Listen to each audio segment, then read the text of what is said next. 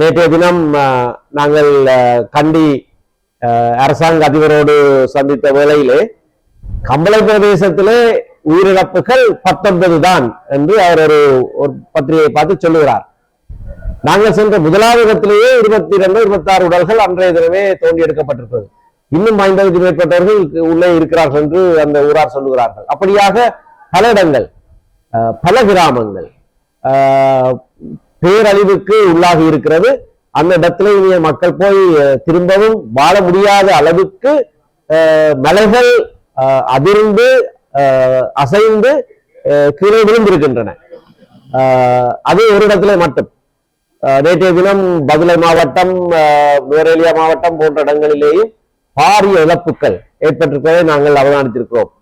இங்கே தரை மட்டம் மலைகள் இல்லாத இந்த பிரதேசங்களிலே வெள்ளத்தினாலே பாரிய அர்த்தம் ஏற்பட்டிருக்கிறது. ஆனால் அங்கே மண் சரிவு என்பது அது வெறும் மண் சரிந்தது அல்ல, பாறைகள் மலைகள் அப்படியே வீடுகள் மேலே கிராமங்கள் மேலே முழுதாக விழுந்து அழிந்திருக்கின்றன.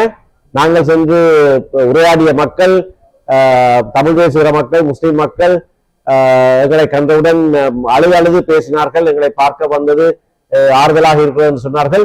ஆனால் உடனடி நிவாரண பணிகள் அங்கு எதுவுமே அரசினாலே நடத்தப்படுவதாக தெரியவில்லை. அரசாங்கத்திலே குறை சொல்வதற்காக நாங்கள் இதனை சொல்லவில்லை. பலர் பலவிதமான விமர்சனங்களை செய்கிறார்கள். அரசாங்கத்திலே குறை சொல்வதற்காக நாங்கள் இதை சொல்லவே இல்லை. நாங்கள் இதை சொல்லுவது அந்த மக்களுக்கு உடனடி நிவாரணம் போய் சேர வேண்டும். அங்கே உயிரிழப்புகள் எத்தனை நடந்திருக்கிறது என்பது தெளிவாக தெரிய வேண்டும். உண்மையை முழு பூசணிக்காய சோத்துல மறைக்க இயலாது.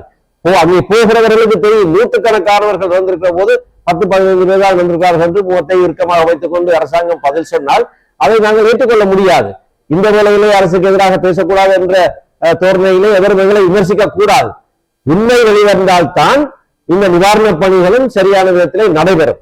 ஆகையினாலே விசேடமாக ஊடகங்கள் இவரை விமர்சிப்பதை பார்க்க அருவருப்பாக இருக்கிறது.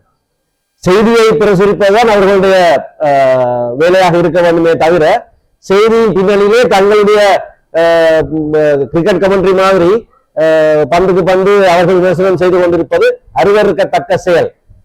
இந்த பேரிடர் எவ்வளவு பாரிய விளைவை ஏற்பட்டிருக்கிறது தெரியாமல் அவர்கள் அரசியல் செய்து கொண்டிருப்பதை நாங்கள் காணக்கூடியதாக இருக்கிறது. அரசியல்வாதிகள் எல்லாரும் ஒன்றாக சேர்ந்து, ஆனால் எவராகவும் இருக்கட்டும், இதவாதியாக இருக்கட்டும், நல்லவராக இருக்கட்டும், எவராகவும் இருக்கட்டும், இந்த வேளையிலே அனைவரும் சேர்ந்துதான் இந்த பேரிடரிலிருந்து மக்களை காப்பாற்ற வேண்டும்.